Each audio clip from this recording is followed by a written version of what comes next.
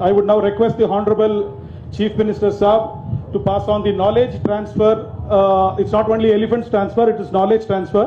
This consists the standard operating procedures. ಆನೆಗಳನ್ನ ಯಾವ ರೀತಿಯಾಗಿ ಪದ್ಧತಿಯಾಗಿ ವೈಜ್ಞಾನಿಕವಾಗಿ ಹಿಡಿಬೇಕಂತ SOP ಇದೆ. ಅದರ ಜೊತೆಯಲ್ಲಿ ಆನೆ ಬಂದು ಹಳ್ಳಿಯಲ್ಲಿದ್ರೆ ಹೇಗೆ, ಕಾಡಲ್ಲಿದ್ರೆ ಹೇಗೆ, ಅರ್ಬನ್ ಸಿಟಿಯಲ್ಲಿದ್ರೆ ಹೇಗೆ, ಅದನ್ನ ಹೆಂಗೆ ಕಂಟ್ರೋಲ್ ಮಾಡಬೇಕು ಅಂತ ಇದೆ. ಅದರ ಜೊತೆಯಲ್ಲಿ ವಿಡಿಯೋಸ್ ಇದೆ. ಆನೆ ಹಿಡಿಯೋದು ಒಂದು ಸಾಮಾನ್ಯವಾದ ಕೆಲಸ ಅಲ್ಲ, ಆ ವಿಡಿಯೋ ಇದೆ.